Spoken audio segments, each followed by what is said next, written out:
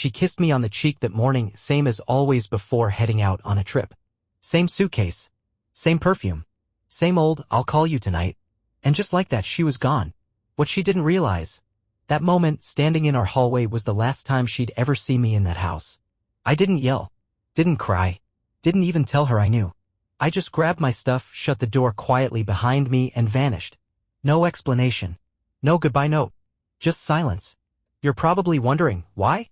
Well, it all came down to one tiny scrap of paper I found hidden in her things. It seemed harmless at first, but that little slip unraveled everything. What it led me to was a truth that hit harder than a punch to the gut. Turned out my wife was cheating on me boldly, shamelessly, like she felt nothing.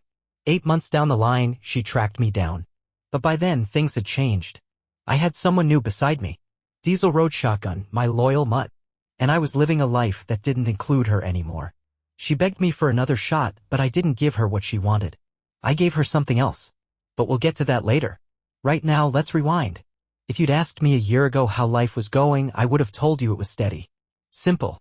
The kind of life most folks hope to build but never quite manage to hold onto. I had a reliable job. A dry roof over my head. A dog named Diesel who made sure I never ate alone. And a wife I swore hung the stars herself. Her name was Emily. We'd been together nearly 11 years, married for 8. Funny enough, we met at the DMV. I was renewing my truck registration. She was behind me in line with this annoyed smirk, like she'd rather be anywhere else. I cracked some dumb joke about the government moving slower than molasses in January. She gave me the soft chuckle, not a full laugh, but enough to let me know she had a heart under that sarcasm. I asked if she wanted to grab a coffee once we were done wasting our afternoon. She said no. But 2 weeks later, I ran into her again, this time at the grocery store. She remembered me. I remembered her. And that second time when I asked again, she said yes. We took it slow. I used to bring her out to this little diner just past town, Clark's. Best peach cobbler I've ever had. We always sat at the booth by the window and talked for hours like we were teenagers again. Being around her made me feel younger, not in the wild, reckless way, but like I hadn't been worn down by life just yet. She had this way of looking at you like you were the only person in the room, even if you were rambling about something dumb. I'd tell her about fixing up my old Chevy or how Diesel dove headfirst after a squirrel and nearly landed in the neighbor's pool. She'd smile like I'd just told her the most fascinating story in the world. That smile of hers, it could have melted ice off a windshield in the dead of winter. We weren't rolling in money, but we were doing all right. I worked maintenance for the county school board, fixing busted boilers, patching up roofs, clearing snow. Whatever needed doing. Emily was a dental hygienist. She had the kind of patience you don't see much. Someone could be screaming with a scraper in their mouth, and she'd still talk to them like a kindergarten teacher. We had a modest little place out on Oak Ridge Lane. 3 bedrooms, nothing fancy. But we made it ours. That first summer, she painted the kitchen yellow, said it felt like bottled sunshine. I built her a herb garden out back using leftover wood from an old porch job. She called it her Spice Kingdom even though it was mostly mint and basil. We weren't the kind of couple that argued much. Sure, we had our moments. I forgot the trash. She left the car running on fumes. But we always talked it through. She was big on communication. I used to joke she missed her calling as a therapist. She'd just roll her eyes and steal the last bite of pie.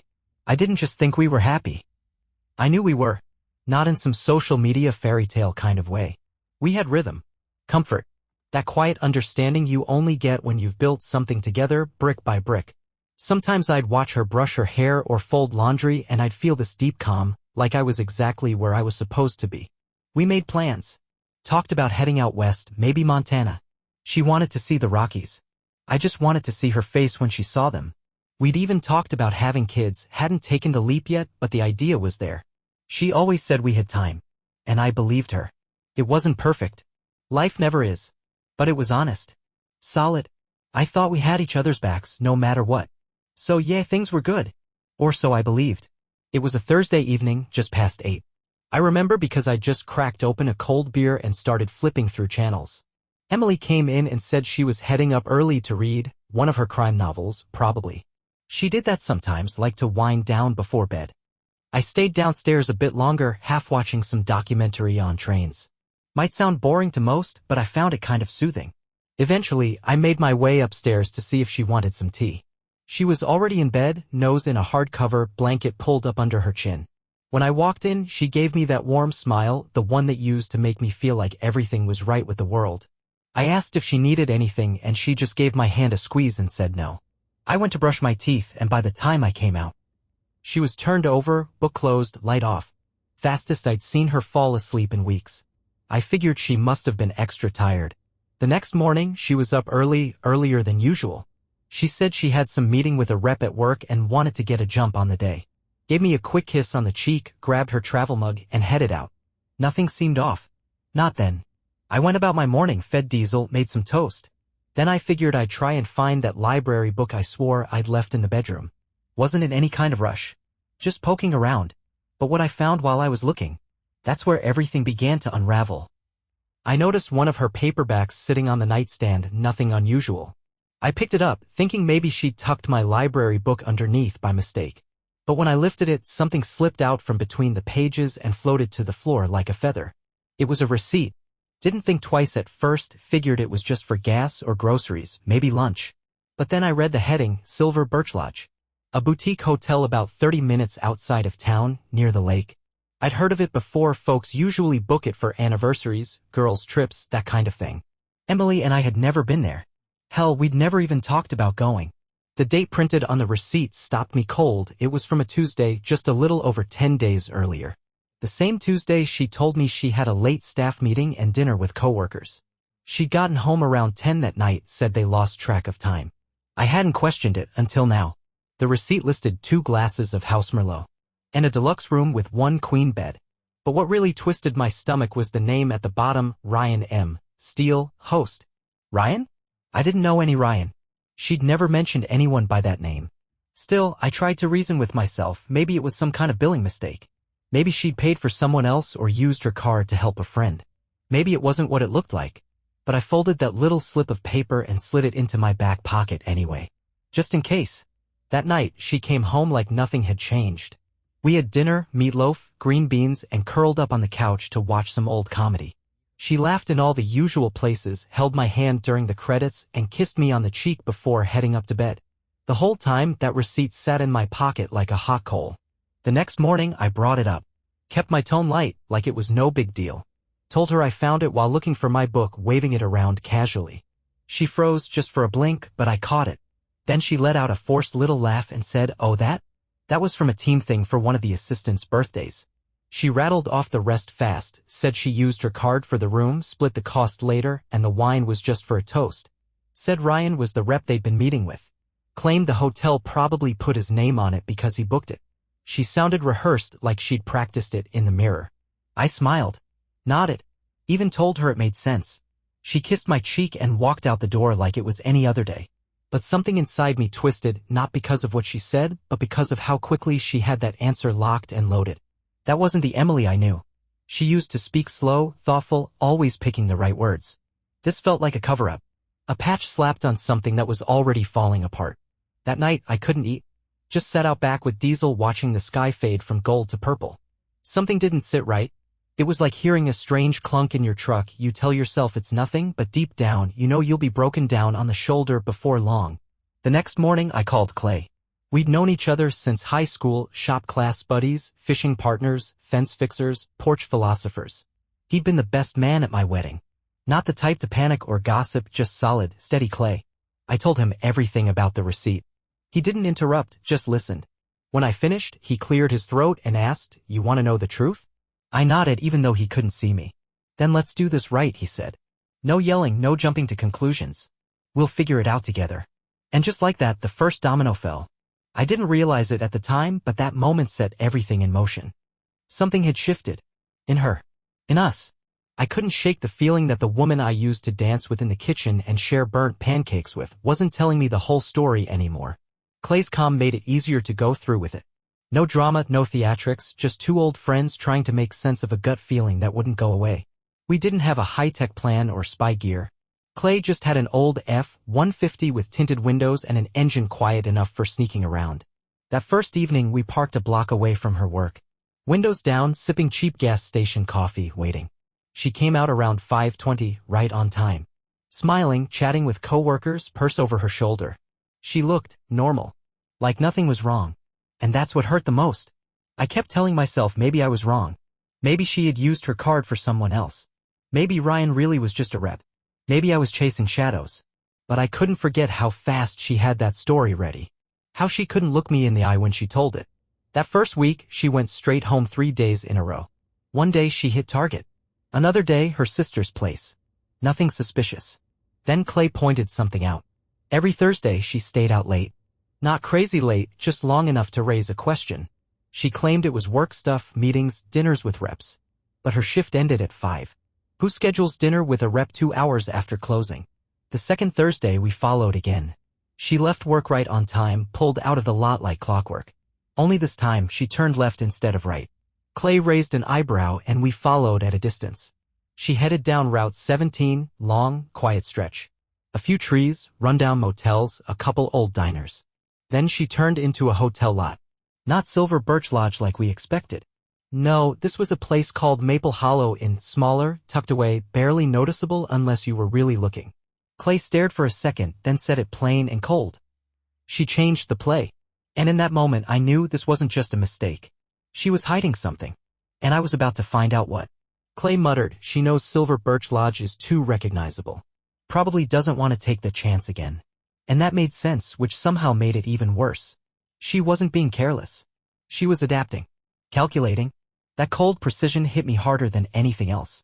She didn't head inside right away. Just sat there in her car, engine running like she was waiting for something or someone. Clay and I were parked across the street behind an old auto shop. He killed the engine. We sat in silence. Not the peaceful kind. The kind that presses on your chest like a weight you can't push off. Then another car pulled in. Black sedan, spotless. A man stepped out, tall, lean, probably mid-30s. Wearing a dress shirt with the sleeves casually rolled up. Sunglasses on even though the sun had all but dipped below the trees. He walked up to her window. She got out like it was nothing. Greeted him with a hug that wasn't just polite, it was close, warm, familiar. She leaned into him. He rested his hand on her lower back. And right there, that was it. My stomach twisted so hard I thought I might be sick right there in Clay's truck. Clay didn't say a word. He just pulled out his phone and snapped a few quiet photos. No talking. No judgment. Just getting the facts. We watched them walk into the hotel lobby side by side. Her hand grazed his arm. His hand never once left her back. And then the doors closed behind them like the final page of a story I hadn't realized I was even in. Clay handed me the phone. The photo was a little grainy, but the details were all there, her face, his hand, and the Maple Hollow Inn sign hanging above the entrance. I stared at that image for what felt like forever. Then Clay said, soft and low, now you know. And he was right. All the late nights. All the staff meetings that went a little too long. Every dinner with coworkers that ended past 10.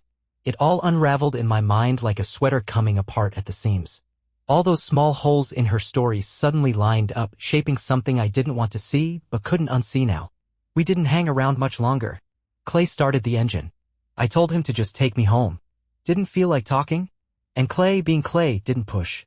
That night, I sat out on the back porch with Diesel curled up by my boots. The yard was dark and the only sound came from the wind chimes Emily had hung up last spring. She'd said they made the house feel peaceful. Right then, they sounded more like fingernails on glass. I didn't cry. Didn't punch a wall or throw anything. I just sat there. Still. Like my body had shut itself down just to stop me from burning alive inside. It wasn't just the betrayal. It was how smoothly she did it. How easy it seemed for her to lie. To keep smiling. Keep flipping pancakes on Sunday. Still ask how my day was like nothing had cracked. But I knew better now. I had the photo. I had the truth. And that truth settled in my chest like a cinder block I couldn't move. The next morning, she made coffee just like she always did. Told me she might be home late. Another dinner with a rep. I looked at her. Really looked. And I could see the effort in every move. Every smile. Like she was performing a part she'd rehearsed 100 times in front of a mirror. I nodded and said, all right, then went about my day like I hadn't just watched my whole life shift sideways. She didn't know it yet, but the man she thought she still had, he wasn't coming back. After that night outside the hotel, I stopped digging for answers. Stopped pretending there might be another side to the story. I already knew the truth. Now it was about what I planned to do with it. I didn't confront her. Didn't bring it up. Not to her, not to anyone except Clay. And even then, just once more to say thanks for standing beside me. I didn't blow up. Didn't scream. I just got quiet, focused, the way a man does when he's about to dismantle something and rebuild from scratch. Started small. Changes she wouldn't notice. I told her I was reorganizing the garage and moved my old toolbox to Dave's place across town. Next, I took a couple photo albums, just the ones with my side of the family, and slipped them out without a word. Then my favorite coffee mug, my winter coat, a few tools. Bit by bit, I started taking my life out of that house without her ever realizing. Diesel's leash went missing one day. She asked about it. I told her I must have left it in the truck. Truth was, I'd already bought a new one. It was sitting in the back seat of a different truck. A used Ford I'd bought under just my name, parked over at Clay's shop. She still thought I only had one vehicle. She had no idea. I found a little apartment about 20 minutes from town. One bedroom. Small, but it had a porch out back and just enough space for Diesel to curl up by the window. The landlord didn't ask questions. I didn't offer any. Paid the first 3 months in full cash. At the bank, I started untying the knots. Opened a new account in just my name. Bit by bit, I rerouted my direct deposit and stopped using our joint card altogether. Told her I was trying to budget better. She laughed and said she was proud of me. Next step was finding a lawyer. Didn't want someone messy or loud. Just a pro who could draw up the papers neat and clean. Asked around quietly. Found a guy who'd been through something similar and knew how to handle things under the radar. We met twice. I paid him in cash, no paper trail. Then came the private investigator. Not because I needed more evidence. I already had enough. But I wanted it airtight, no loopholes if it came to court. He wasn't cheap, but he was sharp. Wore collared shirts and talked like a man who'd seen every type of betrayal twice. I gave him the outline, told him I wasn't after drama. I just wanted confirmation. He delivered. Photos, timestamps, reports, different days, same man, same hotel, some dinners out of town, even a weekend conference that had nothing to do with dental work. I flipped through the file once, then locked it in a drawer at the new apartment. Back at the house, she was still putting on her show, still smiling, still asking if I wanted chicken or pasta. I'd catch myself watching her sometimes, wondering how long she'd been living this double life. How many times I'd sat across from her at the dinner table while her mind was with someone else. It was a strange kind of quiet, like being inside a house you know is ready to collapse. You don't run. You don't shout. You just walk carefully, one step at a time, until you're out the front door. At work, I started burning through my PTO. Told folks I needed a breather. They didn't pry, just nodded and said I'd earned it. I'd spent years building that time up. And now I was finally using it. For me, time to think, time to move, time to disappear. But walking away from a broken life is never simple, especially when you're leaving behind the woman who still thinks she has you fooled. I started making excuses to crash at Clay's or spend the night at my new place. Told her I was helping him with a project, working late, grabbing a couple beers and just dozing off on his couch. She never questioned it. In fact, sometimes, she looked almost relieved when I said I wouldn't be home. And that somehow hurt worse than all the rest. So I did what I always do when life gets messy. I made a list. 2 columns. Take and leave. I didn't want to argue about the couch or the dishes or that coffee table we found at the flea market in Bozeman. All I cared about were the things that mattered, the things that were mine. Letters from my mom. A photo of my grandfather in his Navy uniform. The hand-carved duck decoy my uncle gave me before he passed. Things that held weight, not value. I started moving them out one box at a time, loaded into the truck, and she never noticed. Maybe that told me everything I needed to know. A man was slipping out of her life piece by piece, and she was too wrapped up in her own bubble to see it. I stopped asking myself why around that time. Figured there wasn't a real answer I'd believe anyway. Maybe she was bored. Maybe she wanted something new. Maybe she just didn't care who it hurt. But I knew what I wanted, a clean break. No yelling, no drama, no scenes. Just an end, quiet, cold, and final. So I kept at it. Careful steps, quiet moves. I was almost completely gone. And she still hadn't figured it out. There was a woman at work, Jenna. She worked in logistics, third floor, just down the hall from where I used to sit. She wasn't flashy, wasn't loud, just steady. She had this calm energy that didn't scream for attention, but made people stop and listen when she talked. We'd known each other a couple years, passing chats, shared printer station, casual talk about the weather or weekend plans. She loved dogs. I tell her stories about Diesel. She drank black coffee, wore the same simple silver watch every day, and always had a little jar of peppermints on her desk. A while back, maybe a year ago, I asked her out. Nothing big, just coffee after work. She gave me this soft smile and said, "You're married, right?" I nodded. She said, "Then I think we'll keep it friendly. No judgment, just a boundary set with kindness." I respected that. After that, we talked less, but the ease between us never really faded. It wasn't flirting. It wasn't tension.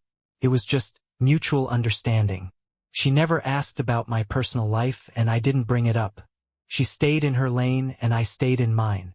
But once everything in my life started to fall apart, I couldn't keep pretending. I'd already moved half my world into a new place. Already seen things I couldn't unsee. Already lost the version of my marriage I used to believe in. One afternoon, after a long day pretending everything was fine, I found Jenna in the break room. She was rinsing out her coffee thermos, getting ready to head home. I just stood there for a second, unsure what to say. Then she looked up at me, calm as ever, like she could already feel something had shifted. "I owe you a conversation," I said, quiet. She tilted her head just a little. "Yeah, I wanted you to know you were right to say no," I told her. "And I'm not asking again. Not now. But things have changed. I've moved out. I'm getting everything in order. I'm not proud of how it all played out," I added. "But I figured you deserved honesty." She didn't respond right away, just leaned against the counter, arms crossed, eyes steady, waiting. So I told her everything. No fluff, no excuses. I told her about the receipt, the hotel, Clay, the photos. Told her I didn't want revenge or drama. Just peace. Just an ending that didn't include blame or shouting. When I finished, she just looked at me. No pity, no judgment, just silence. Then she asked, "So what are you telling me now?" I shrugged. "Nothing, really. I guess I'm saying, when I'm free, really free, maybe we see what this could be. If you're still interested. If not, no hard feelings."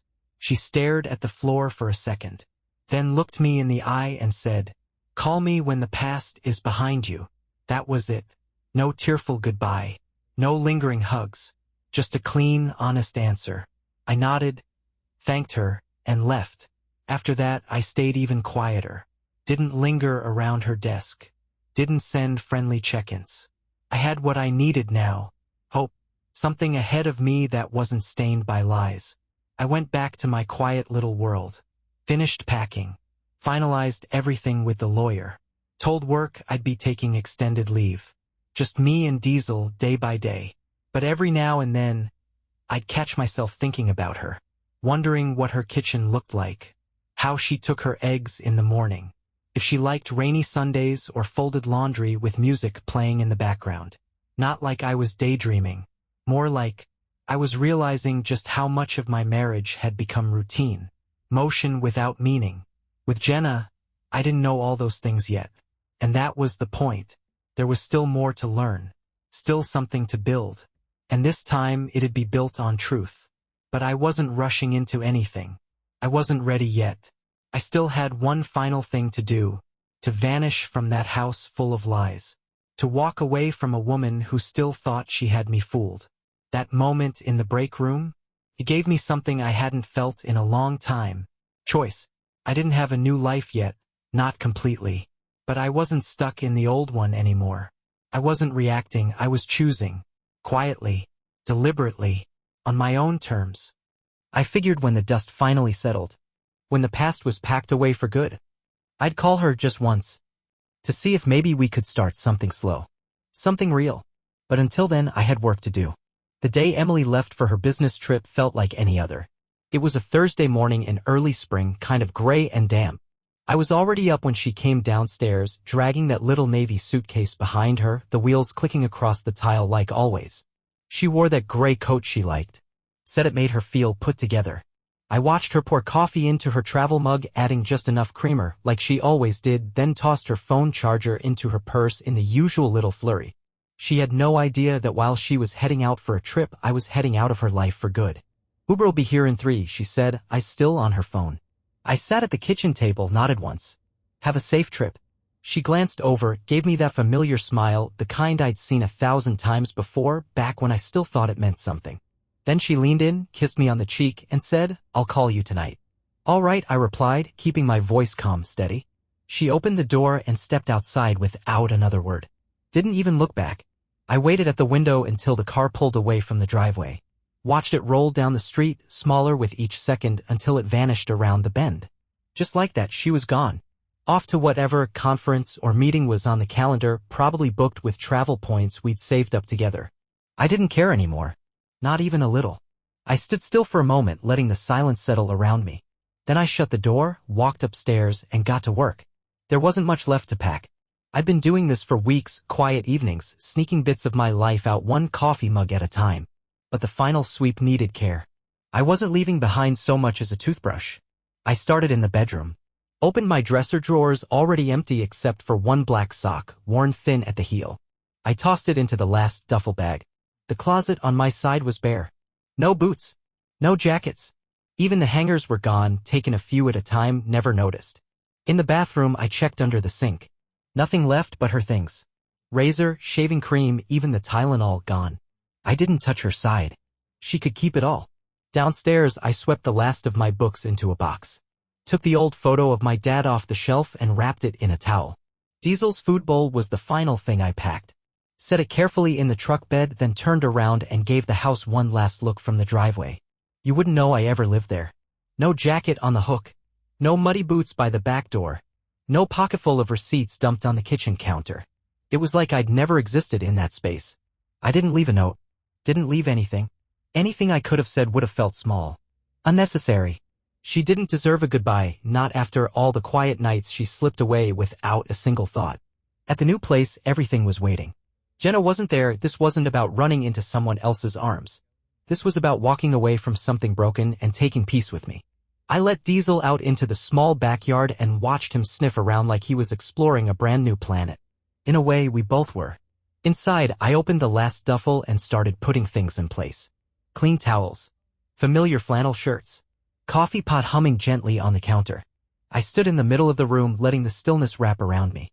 Thought I might feel something: grief, anger, regret. But all I felt was quiet. Not joy. Just calm. That kind of peace that comes after a long storm, when the wind dies down and the sky finally clears. I sat out on the porch with a cup of coffee, Diesel by my side. No voices. No lies. Just wind moving through the trees. Time and air. The world didn't crumble when I walked away from that house. Didn't even blink. And maybe that's the truth of it. Sometimes the only way to be heard is to vanish. She came back that Thursday afternoon. I wasn't there, but I can see it clearly in my mind. Same gray coat. Same tired roll of the suitcase wheels across the porch. Travel seemed to wear on her more these days. I know her habits.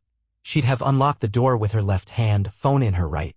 Probably walked in mid-text, expecting the usual smells of coffee or laundry or whatever routine comfort she thought she'd find. Instead, silence. Not chaos. Not destruction. Just emptiness. Closet bare on my side.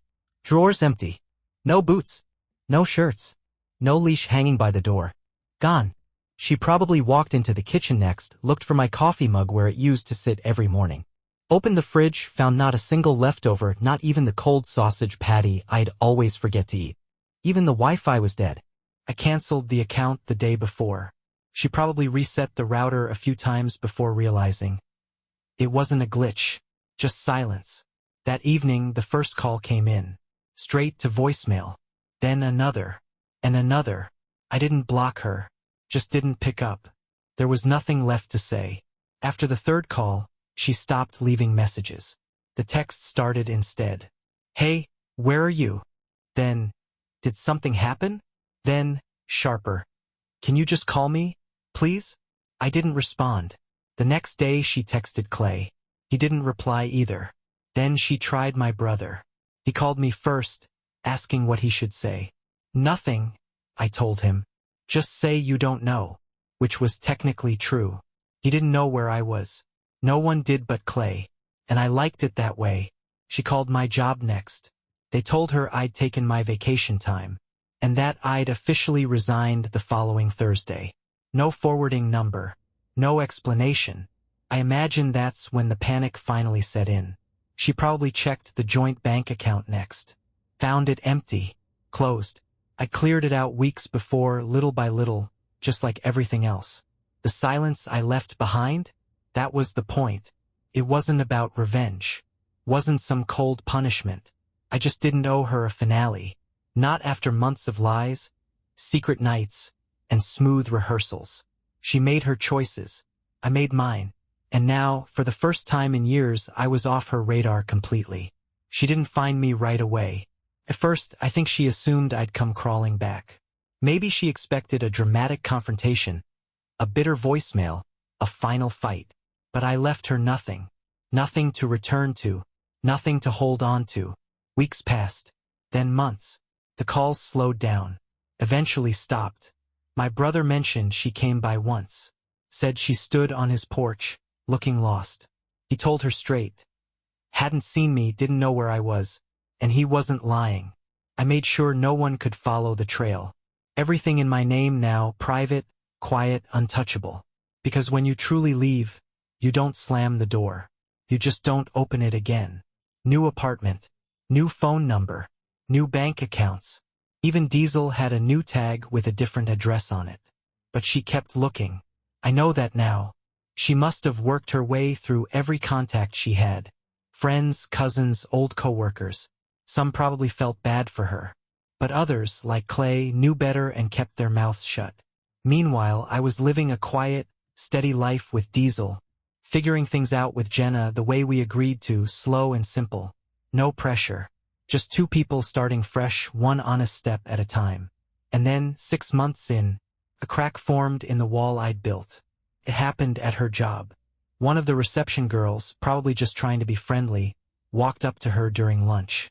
Phone in hand. "Hey," she said. "Isn't this your husband?" Emily looked up, and there I was, clear as day, on Jenna's public profile.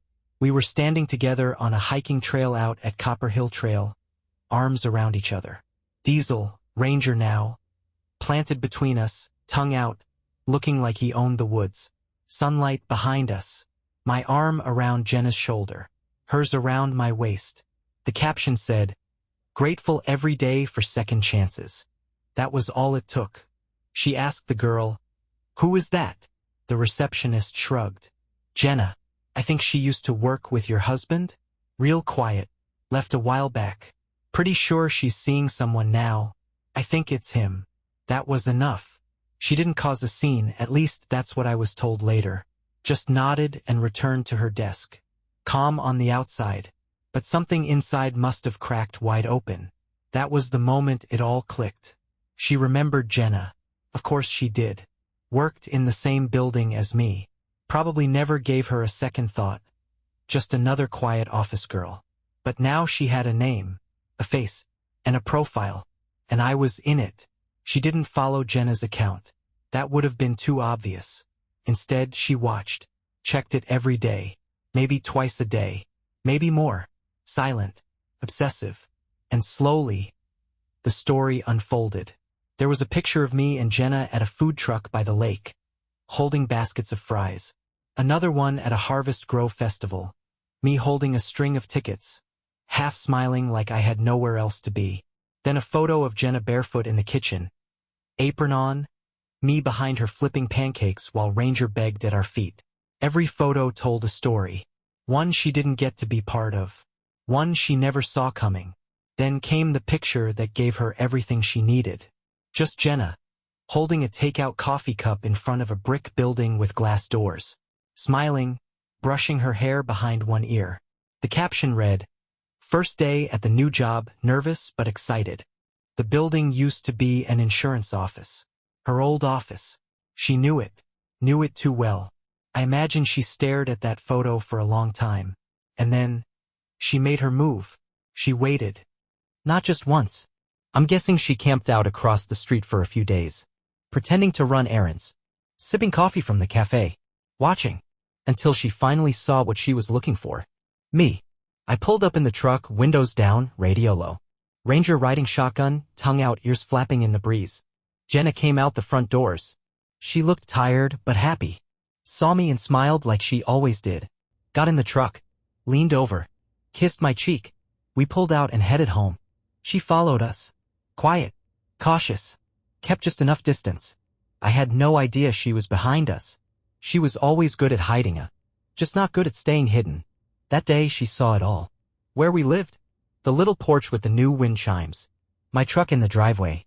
Ranger hopping out and racing up the steps like he owned the place. She sat out front. Engine idling. I imagine her hands were shaking. Maybe she cried. Maybe she didn't. But one thing I'm sure of, seeing me happy without her hurt more than anything I could have said. And the thing is, I didn't have to say anything. The knock came late afternoon, just after the sun dipped behind the trees and the porch began to cool. I was in the kitchen with Jenna helping prep dinner. Grilled chicken. Roasted vegetables. Nothing fancy. Ranger was already curled up on the rug by the door. Soft music playing. Everything still. Then, 3 quick knocks. Firm. Not loud. Jenna froze mid-slice and looked at me. I already knew. Didn't need to ask. I wiped my hands on a dish towel, walked over, calm. No panic. No rush. I opened the door. There she was. Emily. She looked wrecked. Eyes red, face puffy like she'd been crying all day. Hair pulled back, but messy. No makeup. No practiced smile. Just raw. Cracked. She looked past me into the house. Then back at me. Can we talk? Her voice was small. Shaky. I didn't say anything. Just stepped aside. She walked in like she wasn't sure the floor would hold her. Her eyes locked onto the kitchen where Jenna stood silently, still holding the dish towel. No one spoke. There was no need. Jenna didn't ask who she was. Emily didn't ask who Jenna was. The silence said it all. I motioned to the dining table. Emily walked over and sat like her legs were giving out. Her purse slipped off her shoulder and hit the floor with a soft thud. She stared at her hands, trembling. For a long moment, nothing. Then she whispered, "Why'd you disappear?" I sat across from her, leaned back, looked into the eyes I once thought I knew. Didn't answer right away. Instead, I reached into the buffet drawer beside me and pulled out a manila folder. It had been waiting there for months. I slid it across the table. Slow. Intentional. She didn't touch it at first. Just stared. Then, hesitantly, she opened it. Inside, the photos Clay took. The ones from the private investigator. Printouts of texts. Call logs. Receipts. Dates. Times. Places. Proof. She stared at the first photo, hand to her mouth. Then flipped through the rest, like she was walking through a graveyard. 1 page at a time. Each one heavier than the last. Tears welled in her eyes. But she didn't speak until she was near the end. "I made a mistake," she whispered, barely audible. "I didn't think. I didn't know what I was doing." She looked up at me. No fire. No defense. Just wreckage. "Can we try again?" she asked. The old me. The one who used to believe in forever. Might have said yes. But the man sitting across from her now had already walked away. And some doors, once closed, don't open again. The man I used to be, the one who believed love always deserved one more chance, he was long gone. I didn't flinch. Didn't sigh. Didn't yell. I simply stood, walked back to the drawer, and pulled out a second folder, thicker, heavier. The divorce papers. I laid them on the table in front of her. "Sign," I said. Her bottom lip trembled. "You're serious?" I nodded. I was going to file anyway. This just makes it official. Her hand hovered above the pen like it suddenly weighed 100 pounds. But eventually, she picked it up and started signing 1 page at a time.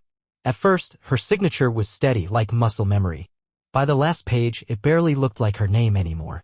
When she was done, she closed the folder slowly and just stared at the edge of the table.